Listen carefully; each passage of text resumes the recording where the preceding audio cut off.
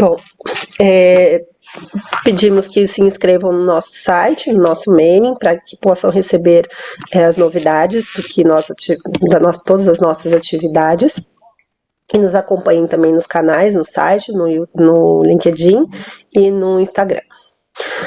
As opiniões das conferências são do apresentador e não refletem as opiniões do Wilson, e todos os palestrantes tiveram total liberdade para preparar suas conferências. Algumas informações gerais, então, para perguntas, por favor, utilizem o Q&A. E vou passar agora, então, a palavra para o Dr. Miguel Moretti, que será nosso coordenador da Força Tarefa de Doenças Crônicas Não Transmissíveis e o coordenador do webinar também. Muito obrigada a todos pela presença, muito obrigada, Dr. Rodrigo, Dr. Miguel e Dr. Maurício, por estarem aqui conosco, nos ajudando nesse excelente webinar. Dr. Moretti. Muito boa noite, Flávia, boa noite a você que está aí nos acompanhando nesse nosso segundo webinar sobre o cuidado com o coração em cada fase da vida. No primeiro webinar, quero lembrar vocês que nós tivemos uma discussão sobre uma das primeiras fases da nossa vida, que é a infância e a adolescência, o que a gente precisava fazer, o que a gente fez, o que se deve fazer para cuidar da criança, do adolescente, para cuidar do coração dessas pessoas. Depois a gente conversou um pouco com o Dr. Daniel a respeito da fase do adulto jovem, né? Aquela fase entre os 20, 30 anos, 35 anos, que é uma outra fase, é um outro momento da nossa vida, em termos de exposições e etc. E hoje, nesse nosso segundo webinar, nós vamos falar das duas outras fases, igualmente importantes, que é a fase mais adulta e a fase do idoso, aquela onde a gente já tem aí uma idade mais avançada. São momentos diferentes. E para começar a falar um pouco sobre como cuidar do nosso coração nessas diversas fases da nossa vida, então eu vou convidar primeiro o Dr. Rodrigo Gonçalves, que é especialista em cardiologia e também é o diretor médico do paciente 360, que vai falar um pouquinho sobre como cuidar do coração no adulto. Rodrigo, por favor. Miguel, obrigado pelo convite aí, queria agradecer ao pessoal do Wilson pela oportunidade e agradecer também ao Dr. Maurício Van Garten pela participação aí, um prazer dividir essa mesa contigo. Então, pessoal, eu vou dividir minha tela aqui para trazer alguns pontos que eu acho que são importantes para que nós possamos discutir aí em relação à saúde do adulto. Bom, como o doutor Miguel falou, sou Rodrigo Gonçalves, sou cardiologista e aqui são meus potenciais conflitos de interesse aí para essa apresentação, mas queria lembrar que nenhuma das indústrias para as quais eu produzo material científico me pediu nada em especial para essas apresentações. Bom, primeiro acho que vale rapidamente a gente relembrar o que são as doenças cardiovasculares. São doenças que atacam ali o aparelho cardiovascular, então coração e vasos, e basicamente vão se refletir na gente em duas maneiras mais agudas, que é uma quando os vasos do cérebro têm problema, e aí eu tenho um AVC, um derrame, popularmente chamado, e quando eu afeto os vasos do coração, eu vou ter um infarto. Existem outras doenças cardiovasculares, como hipertensão, a própria doença renal pode ser consequência de alguma alteração nos vasos, alterações visuais, que podem ser alterações nos vasos, mas geralmente, quando a gente fala de doença cardiovascular, eu estou falando de cérebro, AVC, derrame, e estou falando de coração, estou falando de infarto. Por que é importante nós falarmos de doença cardiovascular? Eu trouxe esse print da SOCESP, que é a Sociedade Paulista de Cardiologia, Sociedade de Cardiologia do Estado de São Paulo, que mostra a importância em termos de número. 30% de todas as mortes no Brasil são causadas por doenças cardiovasculares. Então, 1/3 das pessoas que morrem no país, e essa é a principal causa de morte do país, são doenças cardiovasculares. Então, a gente tem que olhar com atenção para essa população, para esses doentes. Porque se nós não fizermos nada, tanto em termos de prevenção, quanto tratamento, uma vez que a doença já se estabeleceu, nós vamos ter um número cada vez maior de pessoas com doenças cardiovasculares e, consequentemente, a gente não vai conseguir reduzir essa mortalidade que é tão alta. Então, lembrem-se disso, 1/3 das mortes no país são causadas por doenças cardiovasculares. A gente tem que combater. Eu sei que toda vez que a gente fala para um paciente que ele tem um diagnóstico de um câncer, assusta muito e, obviamente, todos nós ficaríamos assustados com essa constatação, eu tenho um câncer, mas doença do coração mata mais que câncer. Então, a gente precisa de ficar atento com isso, e vocês vão ver, eu vou mostrar isso no decorrer da minha apresentação, que muitas dessas doenças não são muito sintomáticas, eu não sinto que eu vou ter alguma coisa. E de repente, quando eu tenho, eu às vezes já não tenho muito o que fazer, eu posso prevenir que ocorra de novo, eu posso tentar tratar para evitar os males daquela doença, mas o ideal é tratar um pouco antes, enquanto a doença não se estabeleceu e a gente conseguir ter uma vida mais saudável. Para isso, a gente precisa conhecer um pouco dos fatores de risco. Então, a gente tem alguns fatores de risco da doença cardiovascular, e aí pensando no adulto, nessa fase aí, saindo daquele adulto mais jovem até os 35 anos ali, mais ou menos, até o adulto que o Dr. Maurício vai falar daqui a pouco para a gente, que é o mais idoso. Eu estou ali na faixa etária dos 35 até os 65 anos, mais ou menos. Esse paciente é onde ele começa a aparecer as doenças cardiovasculares.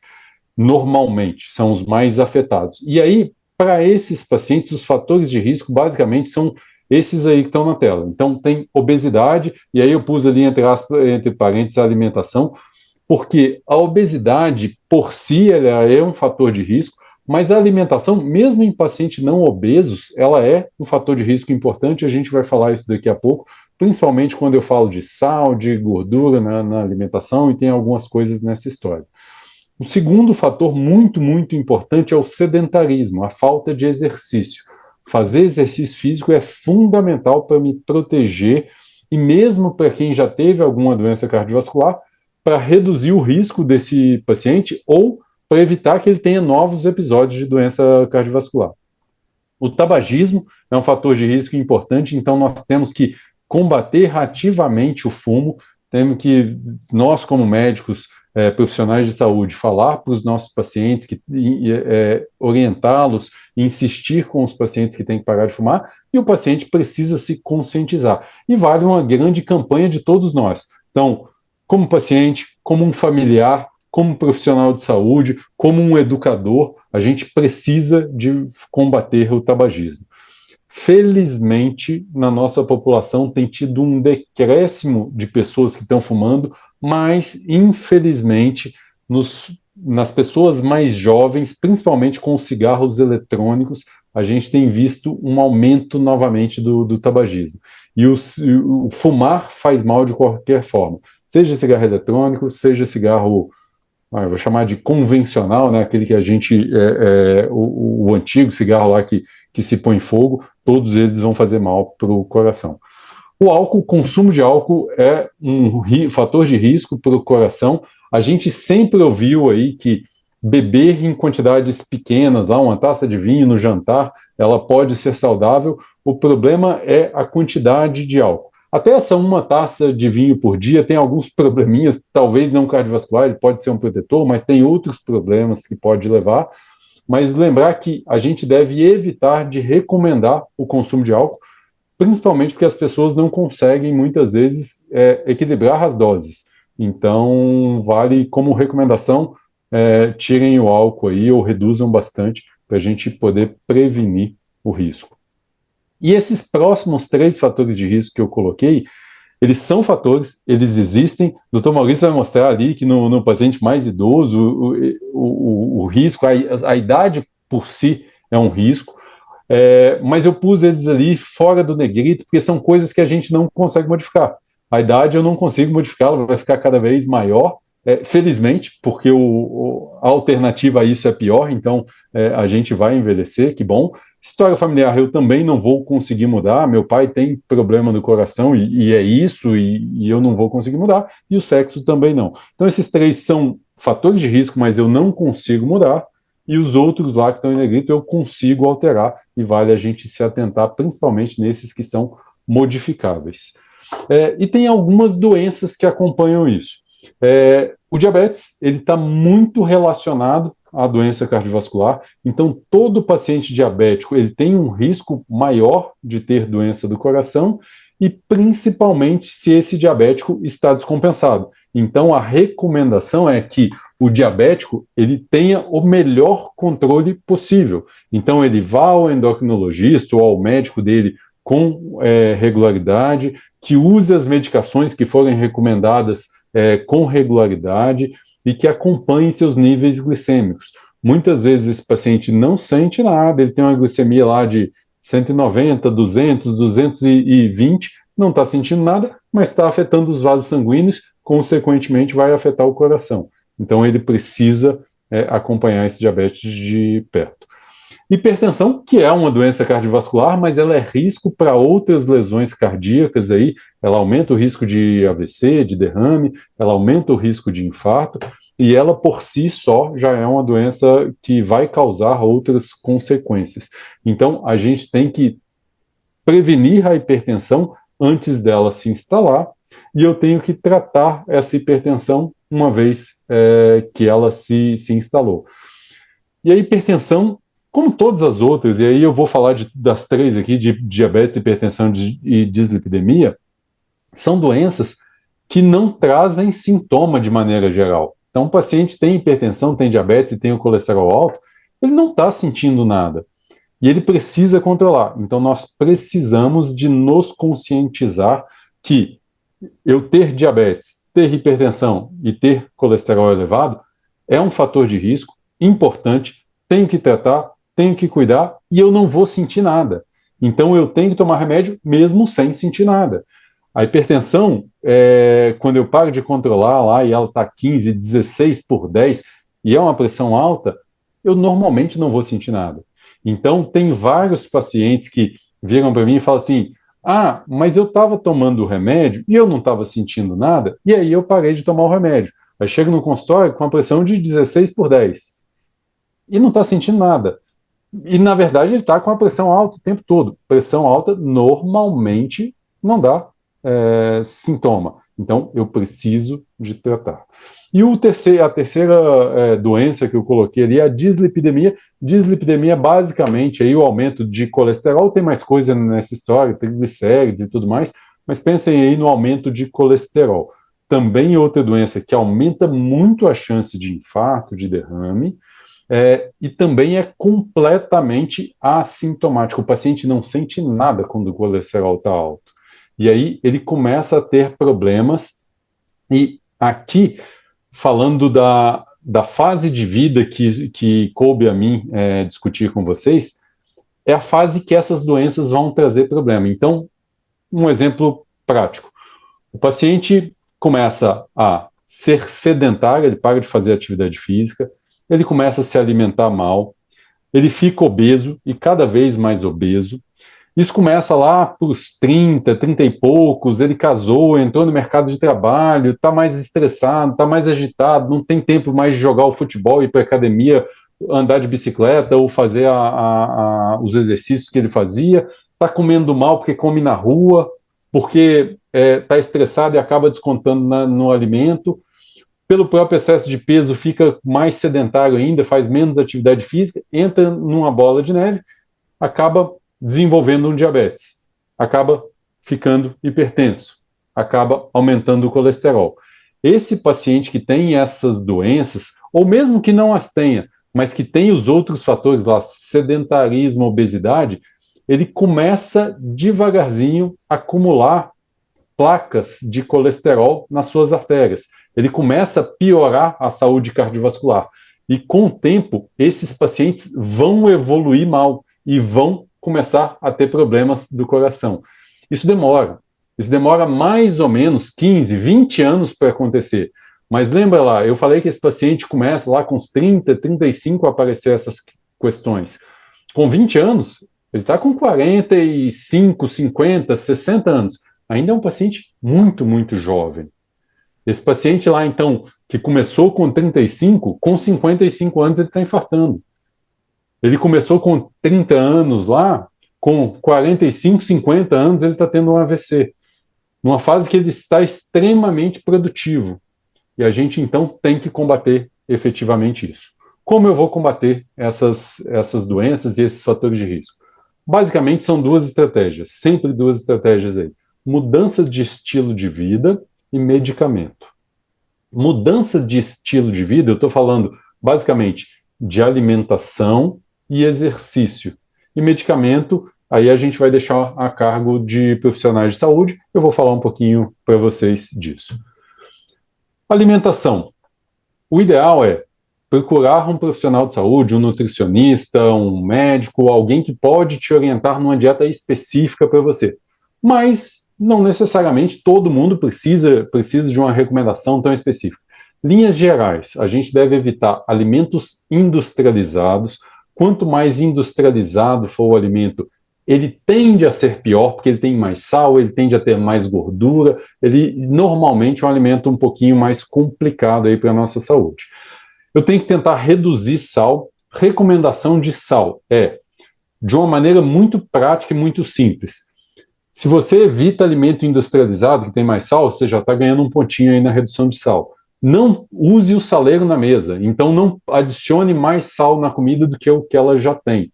Isso já é uma recomendação. E na hora de cozinhar, quem cozinha, tente diminuir a quantidade de sal. Não é que a gente vai ficar sem sal, a gente precisa de sal para viver, eu preciso de sódio lá para viver, mas a quantidade a gente pode reduzir. O brasileiro, na verdade o mundo inteiro, nós tendemos a comer muito mais sal do que nós precisaríamos. Então sempre tente reduzir sal. Outra dica que vai ajudar no sal, mas vai ajudar em outras coisas, comer mais frutas e verduras. Então, ao invés de usar o alimento mais industrializado, em vez de usar as frituras, coma frutas e verduras mais frescas. De preferência, comer mais salada, ir na feira e comprar a verdura e produzir. Eu sei que isso às vezes é muito difícil. Vários de nós aqui trabalhamos fora, às vezes temos que comer na rua, mas é dar a prioridade para alimentos mais frescos, menos enlatados, menos industrializados. E tentar colocar uma porção de fruta ou verdura na sua vida aí, de preferência mais de uma vez ao dia. E é possível fazer isso, uma fruta, uma verdura para substituir um lanche, para complementar as refeições. E tentar, de maneira geral, reduzir caloria. A gente cada vez mais tem mais alimentos mais ricos em caloria, então nós temos que tentar reduzir as quantidades de comida de maneira geral. Se vocês verem as pessoas no meio da rua e tentar lembrar da infância de vocês, vocês vão perceber que a nossa população, e isso não é só no Brasil, nossa população engordou muito, ela aumentou muito o peso, porque a gente infelizmente está cada vez mais sedentário e comendo mais. Então, a ideia é tentar diminuir um pouquinho a quantidade de comida, fazer mais exercício para que a gente evite esses males de risco para o coração. E quando eu falo de exercício, a recomendação de maneira geral são 150 minutos de exercícios moderados por semana, o que dá aí uma média de 30 a 40 minutos dia sim, dia não. Então, nos 7 dias da semana, se puder fazer exercício dia sim, dia não, pelo menos 30 minutos por dia, a gente vai chegar nessa quantidade. Eu pus entre parênteses ali musculação, não é porque a musculação é o único exercício. Caminhada serve, bicicleta serve, natação serve, futebol serve. Exercício, é exercício que a gente tem que fazer, moderado. Por que eu pus musculação? Porque musculação é importante para todos nós, para ganhar massa muscular, para diminuir risco de queda, para diminuir chance de desenvolver diabetes, para melhorar a resistência à insulina e aí com isso melhora o nosso metabolismo, nos ajuda a perder peso, então musculação é um ótimo exercício. Não quero, não gosto, não faço de jeito nenhum, faça outro. Exercício é importante. Se puder colocar musculação pelo menos 2 vezes por semana, é o ideal. Ah, não quero, não vou fazer. Tudo bem, faça algum exercício 150 minutos por semana. Não consigo fazer, nunca fiz exercício na minha vida. Comece. Não precisa dos 150 minutos por semana para começar. Isso é a nossa meta, é o objetivo. Ah, consigo fazer 15 minutos por dia, consigo fazer 10 minutos por dia. Tá tudo bem, começa com 10. Daqui a 3, 4 semanas, um mês, 2 meses, você aumenta para 15. Ah, daqui a mais 3 meses, aumenta para 20. Vai aumentando devagarzinho. Então, comece. Saia da inércia, saia do sedentarismo, comece a se exercitar. Parar de fumar. Parar de fumar é fundamental para a gente proteger o coração. É difícil, eu sei que é muito difícil. O cigarro, ele tem algumas substâncias que vão dar uma sensação de recompensa para quem fuma, ele traz uma sensação boa para o fumante, porque senão um fumante não fumaria o cigarro, o cheiro é ruim, o gosto é ruim, e se fuma é porque dá alguma sensação de prazer. Então, procure a ajuda de um profissional, ponha na sua cabeça que o cigarro faz mal, e eu trouxe essa foto aqui, na verdade essa foto foi até gerada por inteligência artificial, eu pedi para ele gerar uma mulher fumando virada para a parede, para trazer uma recomendação da doutora Jacqueline Scholz, que é uma cardiologista que mexe muito com tabagismo no Brasil, uma das pessoas que mais entende de combate aí ao cigarro, e ela desenvolveu uma técnica que ela chama de fumar de castigo. O que é o fumar de castigo? Todo fumante tem o prazer de fumar. Ele fuma num momento meio glamouroso, no melhor lugar da sala, tomando alguma bebida que ele goste, comendo um chocolate. Ela recomenda que, para parar de fumar, você tem que querer e tudo mais, mas enquanto não para, fume de castigo. O que é fumar de castigo? Num lugar ruim, sozinho, sem celular, sem bebida, sem nada, virado para a parede. Para aquilo não ser um momento de prazer. O fumar tem que ser remetido a um momento ruim. E aí, com isso, vai ficar um pouco mais fácil de parar de fumar. E, por fim, como mensagem final, acho que é importante a gente trazer duas coisas. Primeiro, a maioria das condições aí são preveníveis. Eu consigo reduzir a chance de desenvolver diabetes, eu consigo reduzir a chance de desenvolver hipertensão, consigo reduzir a chance de desenvolver principalmente infarto e AVC. Mas tudo isso depende do paciente, depende de cada um de nós. Se eu não faço exercício, se eu não como melhor, se eu não tomo os remédios, uma vez que eu tenho essas doenças desenvolvidas, eu cada vez vou ficar pior. Então, depende de cada um de nós querer firmar esse pacto de melhorar a nossa saúde cardiovascular. Queria agradecer e me coloco aí à disposição de todos vocês. Obrigado. Muito obrigado, Rodrigo. Excelente apresentação. E você está aí acompanhando a gente, está vendo que a gente falou lá na idade da criança, do adolescente, do adulto jovem, e agora o Rodrigo colocou muito bem as questões que começam a aparecer, as manifestações que começam a surgir no nosso processo de envelhecimento, né? Que felizmente está ficando cada vez mais prolongado, né? Cada vez mais longevo o ser humano está ficando, graças a uma série de tecnologias e coisas boas, né, que estão aparecendo, porém, algumas dessas coisas não são tão boas assim no nosso processo de envelhecimento. E aí, para falar um pouquinho de como cuidar do nosso coração já num processo mais avançado, já depois aí dos nossos 60, 65 anos de idade, será que é diferente? Será que assim, se eu não tive nada até os 60, será que eu não vou ter mais? Né? Será que já resolveu? Só que a gente não pode esquecer o seguinte, dos 30 para os 60, são 30 anos. Dos 60 para os 90, que é onde as pessoas estão chegando atualmente, continua sendo 30 anos. Então tem muita coisa ainda pela frente. Se você ainda tiver alguma dúvida, vai já se preparando, vai pedindo, mandando as perguntas para a gente responder. Enquanto isso, eu vou pedir para o nosso amigo, querido professor, Dr. Maurício Van Garden, que é professor livre-docente de cardiologia da Faculdade de Medicina da Universidade de São Paulo, para ele falar um pouquinho sobre essa fase, como cuidar do coração na fase da idade, da melhor idade, como dizem por aí, né, Maurício? Por favor. Obrigado, Miguel. Parabéns, Rodrigo. Eu estou muito orgulhoso e feliz pelo convite e vou tentar, nessa apresentação, mostrar que a coisa é bem mais complicada do que todos imaginam. A gente começa a envelhecer desde o momento que é concebido. Então, dividir em fases, Rodrigo, fica complicado. Adulto, criança, e eu vou mostrar isso para vocês. Vou tentar mostrar. Tenham paciência comigo. Eu não sou muito bom nesse negócio de computador, mas vamos lá. Eu entrei? Compartilhei ou não? Ainda não Ainda não. estamos vendo essa tela, não. Ainda não. Alô? O senhor vai lá na barrinha verde, Share Screen. Compartilhar. Meu Deus. Cadê vocês? Estão aqui. Aqui, barrinha verde. Agora vamos lá. Entrou? Ainda não. Compartilhar a tela. Ainda não? Ainda não.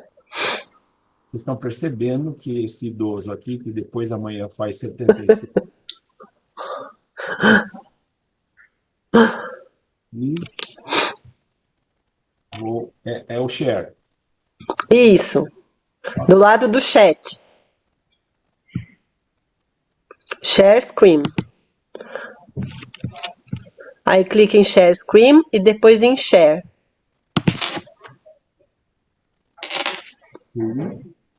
Share. Isso, agora tá presente. Isso, agora é Agora só é só colocar por no modo modo apresentação. apresentação. Perfeito, doutor Maurício. Nossa. Vamos lá. Ótimo. Obrigado pela paciência e vamos tentar discutir como cuidar do coração em cada fase, na fase do idoso. Isso está nas manchetes. Isso aqui é Estadão de alguns dias atrás. E como se tornar um super idoso, 5 hábitos e vai resolver tudo, vai blindar o seu cérebro. E aqui já começa, Rodrigo, falando o que você falou, mas tem algumas coisas interessantes. Dieta antioxidante, polifenóis e ômega 3. Eu faço questão de dizer que a dieta, com tudo isso, vale infinitamente mais do que os suplementos. Eu não me convenço que esses suplementos façam alguma diferença. Isso saiu anteontem no Estadão, em outro artigo falando em suplemento. Então, eu acho que é a dieta rica nesses agentes que pode fazer bem. Exercício, interação social, vamos falar disso. Desafiar o cérebro e ter um bom sono. Isso é uma novidade. E aqui, por outro lado, também no Estadão, fala-se até em suplemento e um monte de coisa, mas boa parte da população não sabe o risco da hipertensão e do diabetes, como o Rodrigo acabou de mostrar. Eu vou tentar enfrentar esse roteiro para expor como cuidar do coração na fase do idoso, e vou mostrar que não é no idoso, é a vida inteira. Vamos discutir idade, vamos discutir capacidades, longevidade. O que o envelhecimento faz com o sistema cardiovascular? Como prevenir? E a síndrome geriátrica, que são as condições que me acometem quando eu fico mais velho? Como avaliar um idoso? E finalizando algumas mensagens práticas. Para começar, a idade não é uma idade. A idade cronológica que está na nossa carteirinha de identidade, o certidão de nascimento, ela vale muito menos do que a idade verdadeira, que tem a idade psicológica, funcional, que é como eu funciono, a idade biológica, e vamos ver que não é fácil definir uma idade biológica, e a idade social. Então, não se fala em uma idade. E aí, Rodrigo, fica difícil dizer 30 anos adulto, porque isso tem. Isso, a criança até tanto, depois o adolescente, mas isso é o quê? Isso é para finalidade científica e epidemiológica. Quando eu fico mais velho, eu me torno mais vulnerável, tanto biologicamente, psicologicamente e socialmente. Os idosos são muito diferentes um do outro. Eles... Celso, para trás. Desculpe, vocês estão vendo, né? Acho que se eu for na setinha do teclado fica mais fácil aí. Apertando. Setinha para a esquerda. Quando eu me torno mais velho, então, eu sou muito diferente um do outro. Esses 3 exemplos mostram que a mesma idade cronológica pode significar pessoas completamente diferentes nas suas capacidades e funções. Então, o médico, geriatra, cardiologista, seja lá o que for, ele tem que entender que um é diferente do outro. Em geral, eu tenho muitas doenças ao mesmo tempo e, como o Rodrigo falou, as manifestações são diferentes quando eu fico velho. Por exemplo, infarto, aquela dor típica que a gente vê nos filmes, dá em 20% dos idosos. A maioria pode ter falta de ar, desmaio e outras coisas. Então, eu tenho que saber avaliar o idoso. E eu tenho que avaliar, e vamos falar muito disso, em vários domínios, psicológico, funcional, físico, etc. E o tratamento, eu tenho que individualizar. Não tem receita de bolo, não tem diretriz, não tem roteiro para eu tratar um idoso. Não é fácil, não. Você tem que entender que a conduta tem que ser paciente a paciente. Qual é, na verdade, o meu objetivo? É que eu tenha um envelhecimento bom, bem-sucedido, tanto na função física, como na parte emocional e social e na cognição. Então, esse envelhecimento bem-sucedido, ele abrange prevenir doenças e incapacidades, seja qualquer incapacidade, manter uma função boa, física e cognitiva, e fazer, Rodrigo, que eu seja produtivo, como você falou do adulto mais jovem, menos velho, eu tenho que ser produtivo, enquanto eu estou com os meus 76 anos dando aula aqui no IUS. E isso para mim é orgulho, mas eu estou produtivo, participando. O importante é você ter um envelhecimento participativo, não é saudável. Eu tenho que continuar participando. E olha como acontece no decorrer do tempo, à medida que eu fico mais velho aqui, e aqui as minhas capacidades. Quando eu estou na minha fase inicial de vida, a minha capacidade aumenta. Basta ver que um bebê não consegue andar, vai correr. Aqui, quando eu chego na vida adulta, eu consigo correr uma maratona. À medida que eu envelheço, a capacidade vai caindo e eu vou tendo intervenções para manter essa capacidade. Mas se coisas acontecerem no decorrer desse tempo, eu perco a capacidade e posso me tornar uma pessoa muito limitada. E aí, nesse momento, eu vou ter que fazer um processo de reabilitação. Mas agora, corroborando com o que o Rodrigo mostrou, um estudo já antigo, mas muito bonito, mais de 2.000 pessoas com idade avançada, seguidos por 10 anos. E aqui eu tenho, no acompanhamento da idade, no decorrer do tempo, se a pessoa tem um estilo de vida saudável, ele vai viver mais longe do que aquele que teve um estilo de vida pouco saudável. E qual o grande objetivo? É que eu, à medida que fico mais velho e eu vou morrer um dia, eu tenha a minha capacidade preservada e que a minha morte aconteça eu ainda com pouca morbidade e com boa capacidade. Isso chama compressão de morbidade. E isso, sem dúvida, vai ser mais possível com um estilo de vida saudável. E o que acaba compondo a longevidade? Já discutimos idade e capacidade. Vamos ver a longevidade. Novamente, o Rodrigo mostra o estilo de vida, mais de 50%. Fatores biológicos, 30%. E o ambiente. Aqui, por exemplo, o exemplo aqui dado que o ambiente pode, pela poluição, piorar a demência. Um artigo super agora recente na revista inglesa, o British Medical Journal. Então, estilo de vida mais do que a biologia e mais do que ambiente. Mas vamos falar um pouquinho da biologia. A gerociência está tentando encontrar caminhos para fazer a gente viver mais e melhor. A biologia do envelhecimento está procurando agentes senolíticos. O que é isso? Nós, à medida que envelhecemos, acabamos produzindo células velhas, senescentes, que prejudicam as outras células. Elas também são difíceis de morrer, essas células, e elas promovem inflamações, com todas as suas consequências no organismo.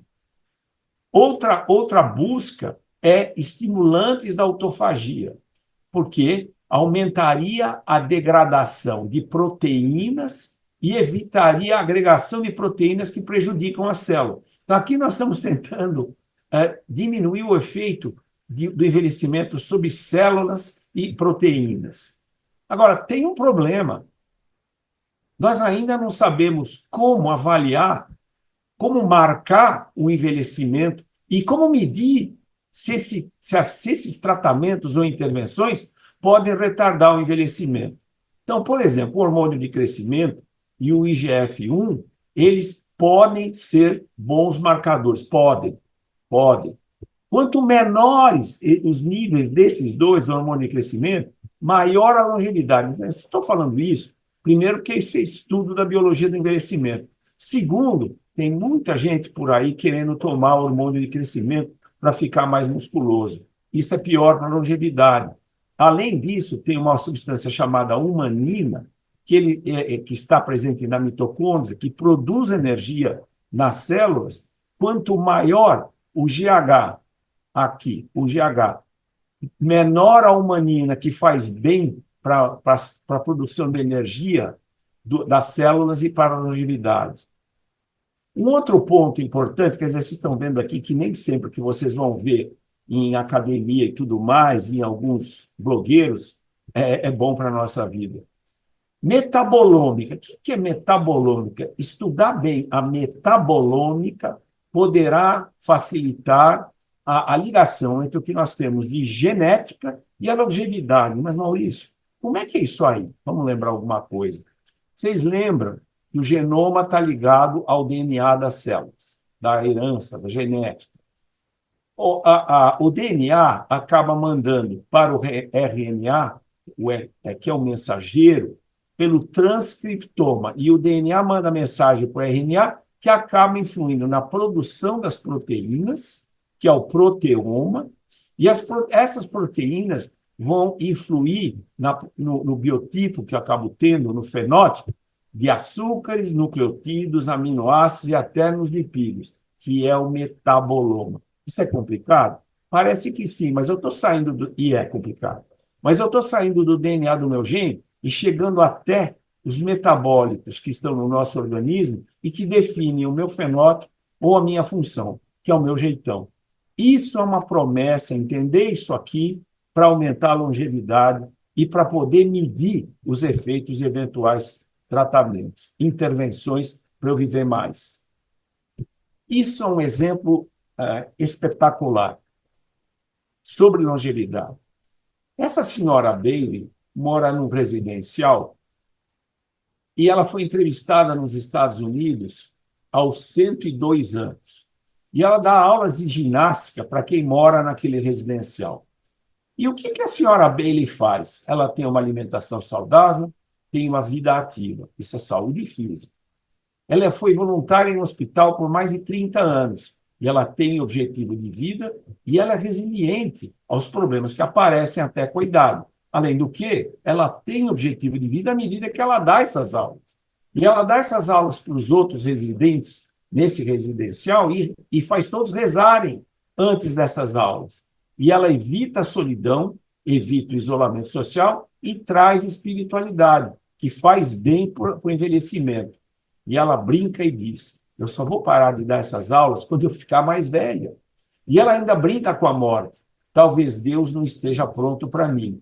Então, ela não tem emoções disfuncionais daquelas pessoas que ficam com medo da morte, do medo de não acordar e tudo mais. A senhora Bailey é fantástica. Vocês já devem ter ouvido falar nas zonas azuis. São os maiores índices de longevidade que o Dr. Dan Bittner acabou descrevendo. Na Grécia, perto da Grécia, no Japão, na Sardenha, Loma Linda e em Nicoya, que é na Costa Rica. As pessoas lá vivem mais do que em outros lugares. Aqui no Brasil, no Rio Grande do Sul, Veranópolis. E aí, o que você encontra de comum em todos esses lugares, e Veranópolis parece uma zona azul, é o tipo de dieta. Eles fazem exercício, descansam, têm bastante lazer, tem muitos hobbies e tem muitas atividades sociais, voluntárias, religiosas e crenças espirituais. Então, isso parece ser realmente uma receita para viver mais e melhor. E qual é a relação entre longevidade, sabedoria e fortes agrupamentos sociais? E o exemplo é lá de Okinawa, lá do Japão. Sabedoria significa ter mais empatia, ter mais autocrítica, né? Eu não sei tudo, né? Mais estabilidade emocional, eu aceito mais opiniões e eu tenho compaixão. Eu tenho sentimentos bons para com os outros. Se eu estou solitário, eu tenho um comprometimento da compaixão. E essas fortes relações sociais que existem em Okinawa persistem quase pela vida toda. E é o que eles chamam lá de Moai. E eles se reúnem a quase todos os dias. Saio, então, da longevidade e em um slide eu vou tentar mostrar a conspiração do tempo contra o nosso coração e sistema cardiovascular. Quando eu tenho um envelhecimento dito normal, tenho um endurecimento das nossas artérias, eu tenho, então, alterações nessas paredes vasculares, a parte que reveste os vasos por dentro sofre com problemas de piora da função, o coração tem uma reserva menor quando exigido, e as respostas de pressão e frequência cardíaca também são diminuídas, e eu tenho tendências a ter mais arritmia. Eu estou falando de envelhecimento normal.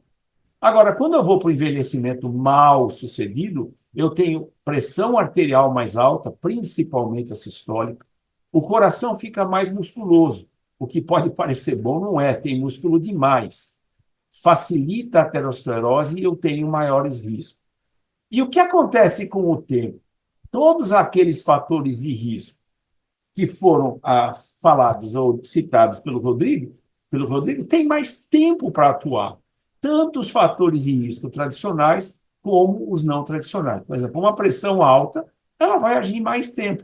É a conspiração do tempo fazendo com que o fator de risco atue mais. E o que acontece? Eu tenho mais doenças cardiovasculares que acabam explicando por que elas são tão frequentes e são tão maléficas para nós. Mas e aí vamos começar a falar de prevenção. Quando eu vou começar a prevenção? Aqui é um estudo interessantíssimo mostrando o quê? Que a mulher grávida ela já sofre a influência, e o bebê, do estilo de vida, de agentes químicos e da exposição ambiental. Eu só vou citar um aqui que é discutido nesse artigo. A dieta inadequada, e se a mãe grávida fuma, a pressão arterial do bebê vai ser mais alta. Então, e na infância também, mostrando o quê? Que a prevenção já tem que começar aqui, na barriga da mãe. E aqui, um outro estudo que acaba dando a mesma mensagem, recentíssimo em 2023. Em 5.000 pessoas assintomáticas, com 18 a 30 anos, foram seguidas por 30 anos. E o que acontece? Aqui é colesterol, aqui é o colesterol mais alto, aqui é o colesterol um pouco menos e mais baixo. Aqui os triglicérides nessas 4 curvas. Aqui a pressão arterial e aqui a pressão de pulso, que é a diferença entre a máxima e a mínima. Se eu tenho já nessa primeira curva, aos 40, 45 anos, esse fator mais alto, ou esse fator mais alto, ou a pressão mais alta, eu vou pagar o meu preço, porque eu vou ter mais eventos cardiovasculares quando eu chegar aos 60, 65 anos.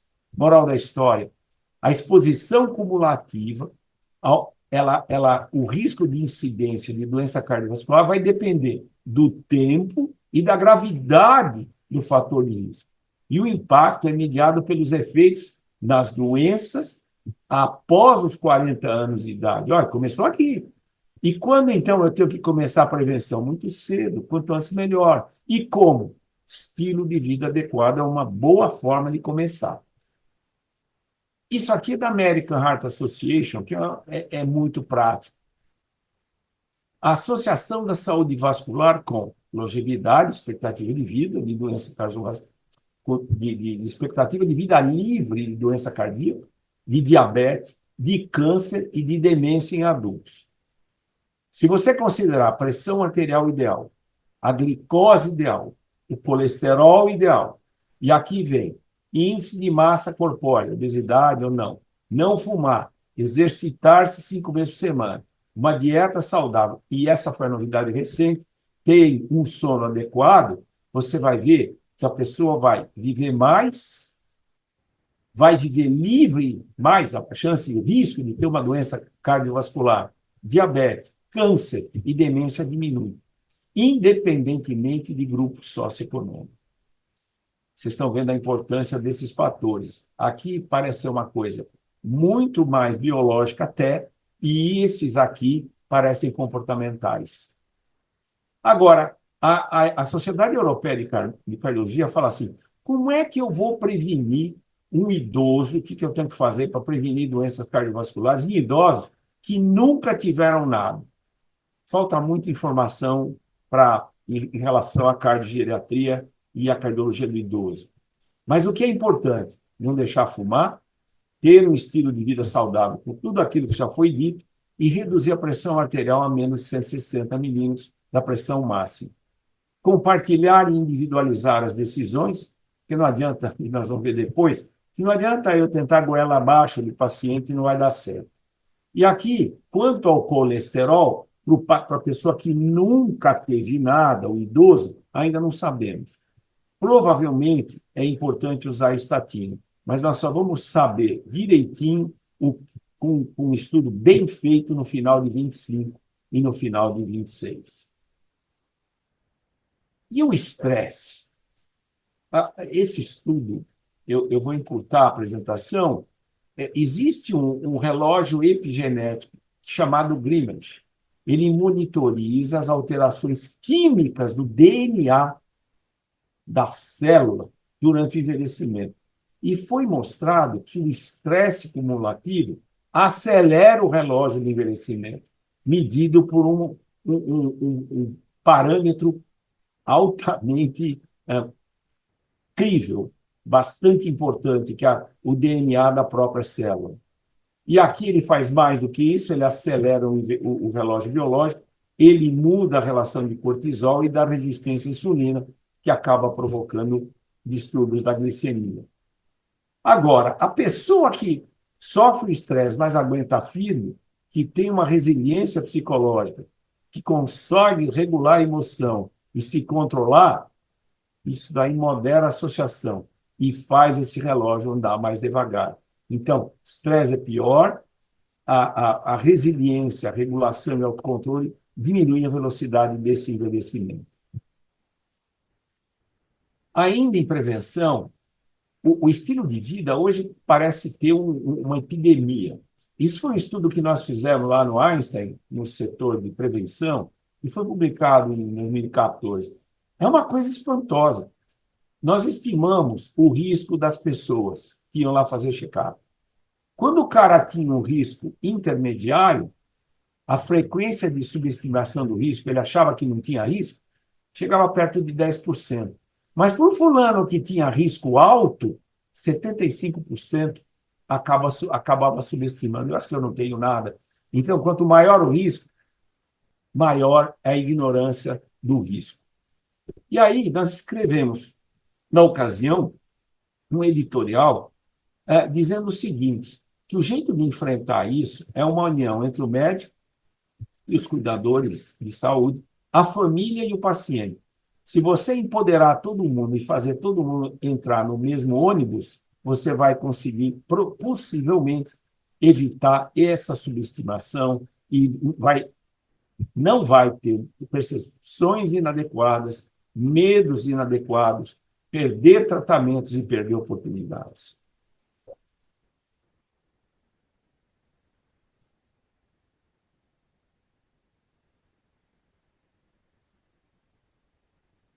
Então, quando e como nós devemos iniciar estratégia de prevenção para aumentar a longevidade?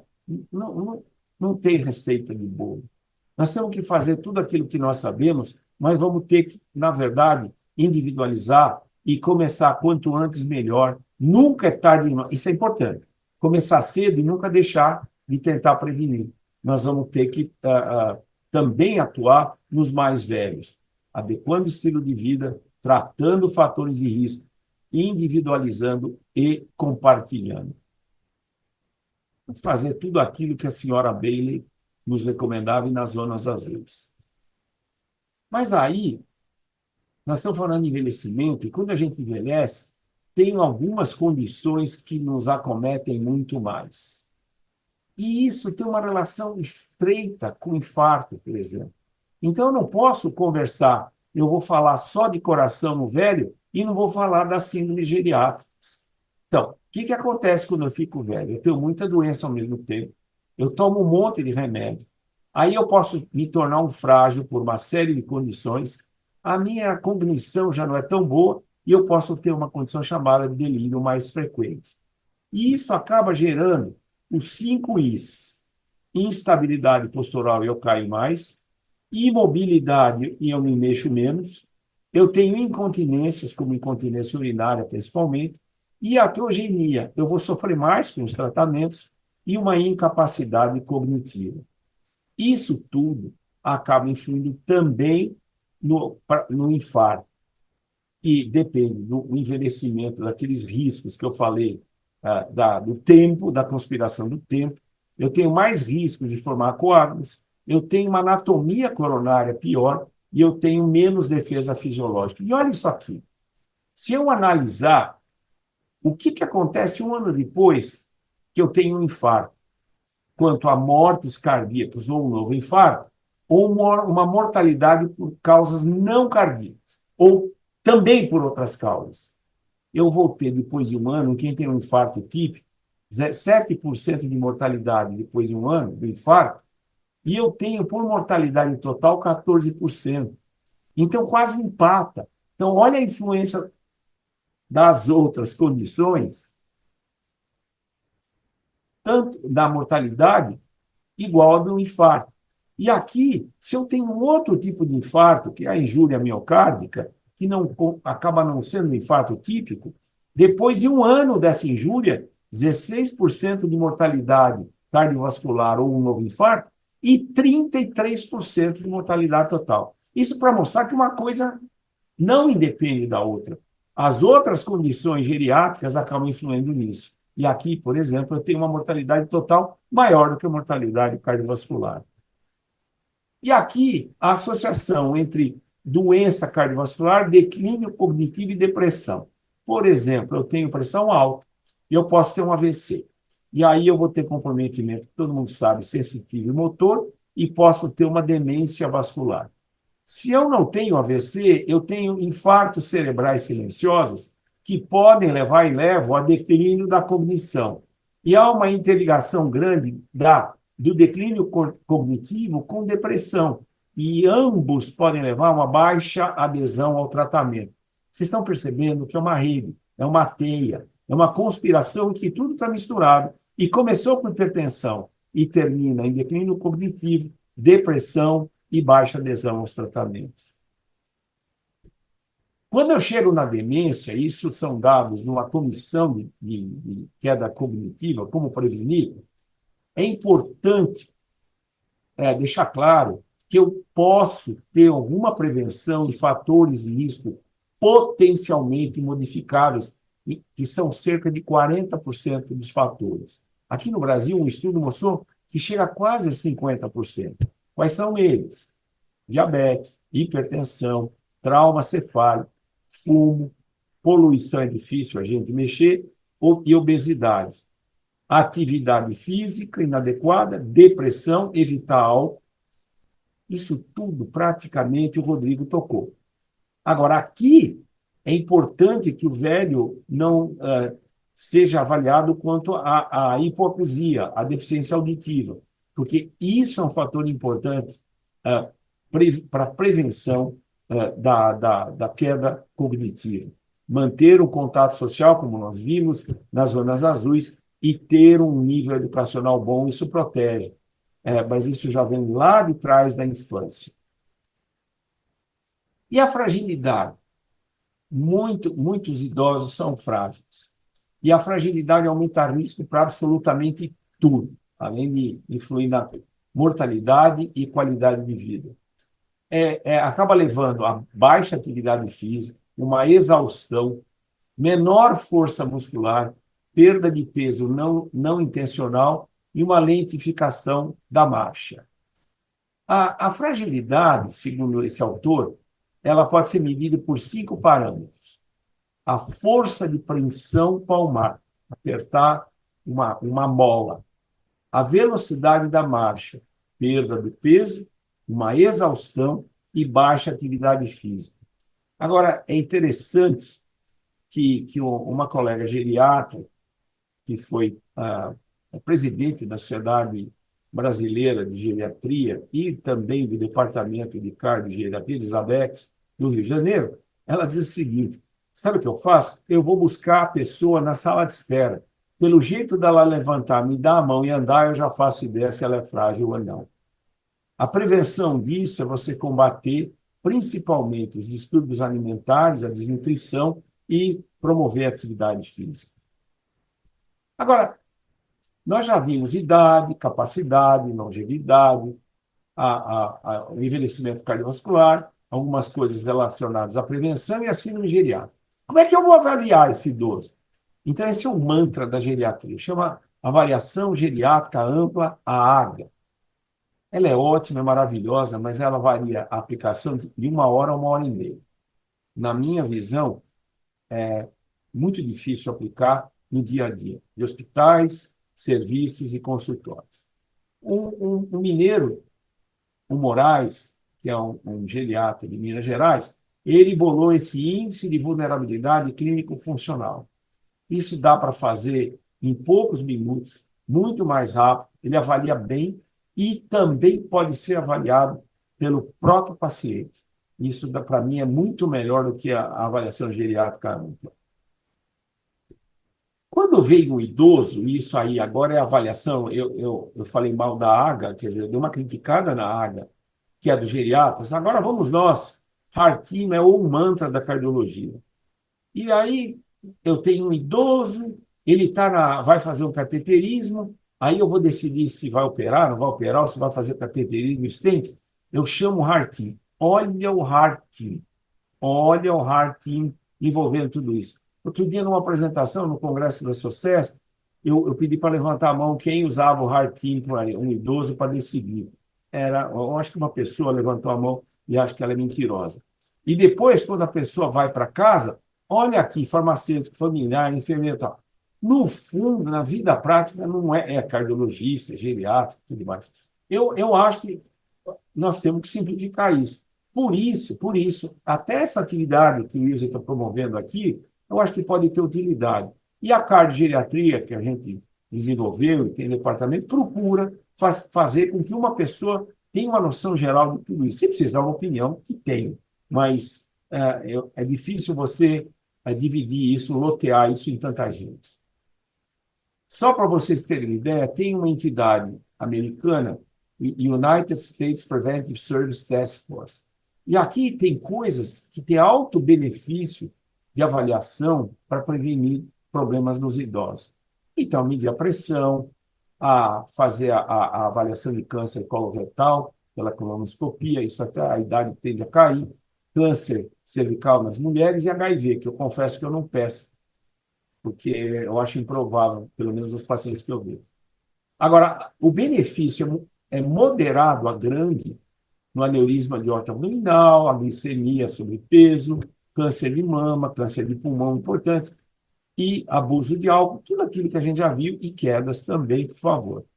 O benefício pode não ser tão grande em procurar em idosos sadios triagem de câncer de próstata, mas é o que mais a pessoa pede, me pede aí um PSA, por favor. Isso não tem tanto valor, cá entre nós. Outras recomendações para avaliação são avaliar o estilo de vida, as vacinas, avaliação funcional e psicossocial. Depressão, olha a incontinência urinária, que atrapalha muito, a perda auditiva de novo, quedas e mobilidade. Além disso, segurança doméstica e segurança para dirigir, apoio financeiro e social, os abusos são mais frequentes do que a gente imagina, planejamento do final de vida, que eu detesto fazer, e o uso de medicamentos. Na prática clínica, vamos ao uso de medicamentos. Eu preciso saber direitinho o que o paciente está tomando, inclusive se ele não trouxer receita, e se ele está tomando ervas, etc. Revisar pelo menos uma vez por ano após a hospitalização. Quem tem experiência sabe que o maior problema são as receitas, as prescrições na hora da alta, em que se esquecem medicamentos ou dá medicamentos a mais ou repetidos. E aí podem ser duplicados e os medicamentos podem interagir uns com os outros e prejudicar a própria doença ou a adesão. E aqui eu vou falar já, eu vou mostrar essa lista de BIRs e vou explicar. Mas dou uns exemplos aqui. Agentes anticolinérgicos que podem mudar completamente o comportamento do paciente idoso. Antiespasmódicos, medicamentos da urologia de incontinência urinária, medicamentos de Parkinson, medicamentos para demência podem ter efeito anticolinérgico, e aí o paciente piora. Medicamentos usados para doenças pulmonares crônicas, relaxantes musculares, antialérgicos, e a hidroxizina, que se usa muito até para dormir, está totalmente errado, porque pode alterar comportamento. Nós, cardiologistas, temos que saber que há medicamentos que se associam ao maior risco de arritmias. São os próprios antiarrítmicos, medicamentos antidepressivos e medicamentos usados em demência podem piorar arritmias. Antieméticos, o ondansetron, antimicrobianos, as famosas quinolonas e macrolídeos, que a gente usa agora para gripes, que nem precisaria, e anti-enxaquecoses também. Quanto às ervas, olha a medicina complementar, doutor, eu nem conto, o paciente não conta. Mas por quê? Porque eu estou tomando isso aqui, mas é natural. Bom, veneno de aranha é natural também, pode fazer mal. E aqui, o ginseng ou a ginkgo biloba, além de ter um efeito muito questionável, ambos, eles podem interagir com outros medicamentos e facilitar arritmias. Então, tem que ter uma avaliação do uso de medicamentos muito, muito cuidadosa. A lista de BIRs foi uma lista que um geriatra bolou para uso de medicamentos em idosos. E ele divide em 5 grupos. Aqueles potencialmente inapropriados e que vale evitar como primeira opção. Olha aqui a mildarona, a digoxina e a nifedipina de ação rápida. Porque se eu tiver uma opção outra, é melhor usar outra. Aqueles que podem exacerbar a doença por interação farmacológica ou interação com a doença. No caso da demência, como eu falei há pouco, efeitos anticolinérgicos.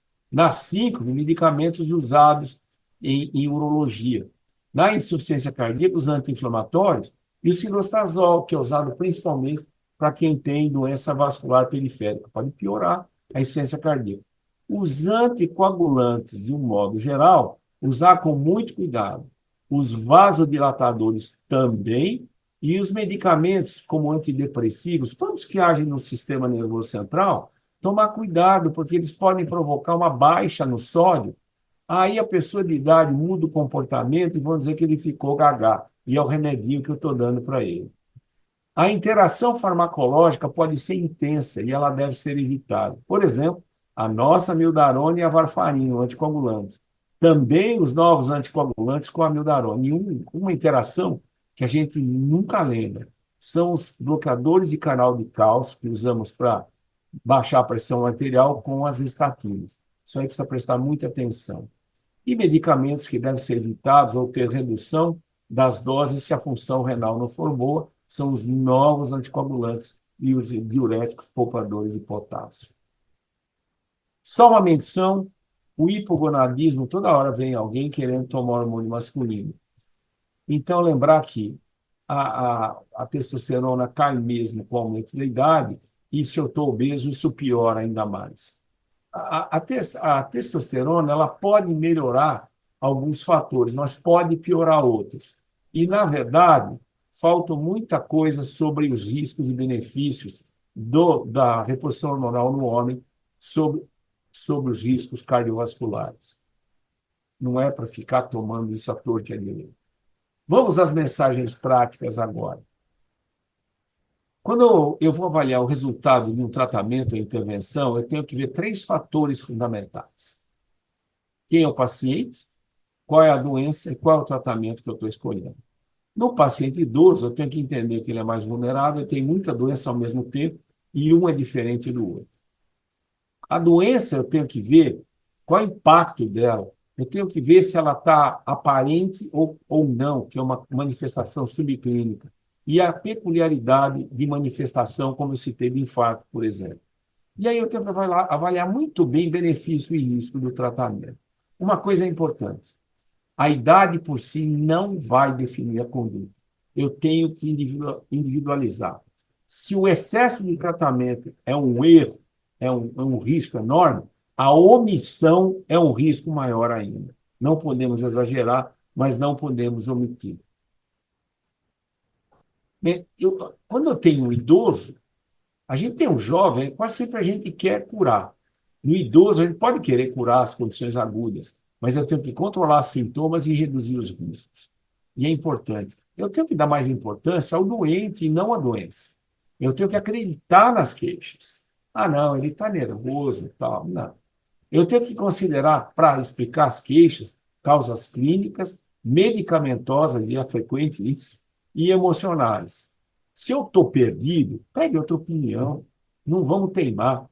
E aqui, com relação às diretrizes, que são aquelas orientações fechadas, receitas de bolo, eu vou comparar com relação ao idoso. No caso do idoso, se eu tiver, por exemplo, um GPS ou um Waze, ele poderá me levar do Rio de Janeiro até São Paulo. Mas chegar até aqui, na minha casa, e entrar no apartamento, não vai fazer isso. E aí eu vou ter que individualizar. E aí que vem o talento. Tenho que considerar qual é a expectativa de vida do meu paciente, todas as doenças que ele tem, o risco e o benefício do que eu vou querer fazer, as prioridades e as expectativas. Muitas vezes o paciente fala: olha, eu não estou mais querendo controlar o meu colesterol, vou tentar conversar com ele, mas ele tem o direito de ter a sua opinião. Enfim, o envelhecimento ele não é homogêneo, cronológico e não modificável. A boa notícia, ele nos dificulta porque é heterogêneo. Ele é não cronológico, mas ele é modificável, com muito do que a gente falou aqui do estilo de vida e da prevenção. E um exemplo disso, olha o meu consultório, o que acontece? É um exemplo do compartilhamento de informação. Vem o paciente e fala: mas, doutor, o senhor não disse que eu estou ótimo? Então, para que os remédios que você está me dando? Pessoas da sua idade precisam de prevenção. O risco é enorme. Olha só a categoria do médico. Esses remédios podem fazer mal? Tem algum efeito colateral? Não! Efeitos colaterais são muito difíceis de ocorrer, o que não é tão verdade. E vamos acompanhar de perto, com consultas e exames. Aí o paciente não fica contente. Ô, doutor, eu não sinto nada. O senhor diz que eu estou ótimo. E agora eu tenho que pagar remédios, consultas e exames até para prevenir? Ó, só a piscada dele. Saúde não tem preço, senhor? E ele pergunta: mas me diz uma coisa, a sua mãe também toma? Você deu esses remédios para sua mãe? Isso mostra que nós podemos exagerar. A compreensão do paciente, às vezes, não é ideal. E o compartilhamento nem sempre é tão fácil. E aí os meus netos me examinando, isso foi há 10 anos, me examinaram e disseram assim: vovô, cuidar de um idoso confirma que a medicina é de fato uma arte. Não é prêt-à-porter, é alta costura, não é fast food, é alta cozinha. Quem me ensinou isso foram os meus netos, que estão aqui. O Theo aqui e o Enzo aqui. Eu quero agradecer a vocês pela paciência e fazê-los lembrar que a idade são muitas idades, que a capacidade nossa cai com o envelhecimento e temos que fazer o possível para preservar, que a longevidade ela pode ser aumentada com uma vida sadia, e nós mostramos isso, com estilo de vida bom, e tentar fazer com que a nossa vida, até o fim, seja em boas condições. Mostramos que o tempo conspira contra o sistema cardiovascular e que a prevenção é possível, mas que existe uma forte relação entre a prevenção cardiovascular e as síndromes geriátricas. A avaliação não é fácil, não é simples, você precisa fazer uma avaliação muito bem feita, clínica, psicológica, em vários domínios, e, na verdade, eu vou remeter ao que o Otávio Rizzi Coelho, meu velho amigo e foi presidente da SOCESP, quando nós começamos com a cardiogeriatria, nós tínhamos que tentar mostrar que a cardiogeriatria é um setor de ensino, pesquisa e atividade muito característico. E tínhamos que mostrar a personalidade disso. Ele falou, Maurício, isso faz 40 anos, ele falou, mas cardiogeriatria não é uma cardiologia bem feita? É claro que eu negava no começo. 40 anos depois eu digo, Otávio, você tem toda a razão. Cardiogeriatria é cardiologia bem feita. Muito obrigado, gente. Muito obrigado você, professor Maurício. Excelente apresentação, bem completa.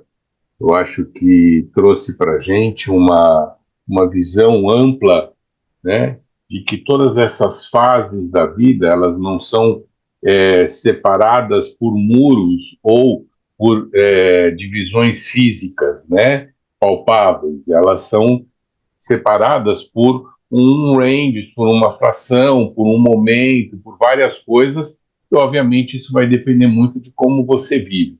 Eu acho que a coisa mais importante aí, que foi dita tanto pelo professor Rodrigo quanto pelo professor Maurício, foi a questão da individualização da abordagem do indivíduo, independente de qual fase da vida dele ele esteja, assim, seja na fase da infância, da adolescência, o adulto jovem, o adulto mais velho, o idoso, o octogenário, o nonagenário, a gente precisa, sim, saber individualizar as pessoas e saber fazer essa leitura direitinho. Então, eu queria agradecer ao professor Maurício, agradecer ao professor Rodrigo, agradecer a ILSE Brasil por essa oportunidade da gente ter podido trazer até vocês aí todas essas informações. E agradecer a você aí que ficou com a gente até agora, assistindo e participando, e com certeza acho que ainda tem um tempinho para descer, fazer uma ginástica, fazer alguma coisa diferente, né? Aproveitar o estímulo, puxa, que legal, né? Vamos lá. Então tá bom, vai lá um pouquinho lá fora, vai fazer uma ginastiquinha, vai andar, ou então simplesmente exerça a sua espiritualidade, abraça a pessoa que está aí do seu lado, conversa com ela, desliga o celular, né? Fica um pouquinho aí com a sua família, que isso vai ajudar bastante. Tchau para vocês, muito boa noite. Obrigado. Muito obrigada, doutor Maurício. Obrigada, doutor Rodrigo e doutor Maurício, doutor Miguel, desculpa, pelas excelentes apresentações, doutor Miguel pela excelente coordenação, e até a próxima. Lembramos que esse webinar ele foi gravado e a gente vai disponibilizar as apresentações no nosso canal do YouTube, para quem quiser verificar e rever as palestras, e vamos trabalhar também com essas palestras na nossa mídia social. Então, muito obrigada a todos, uma ótima noite e até a próxima. Obrigado, pessoal. Boa noite. Tchau, boa noite.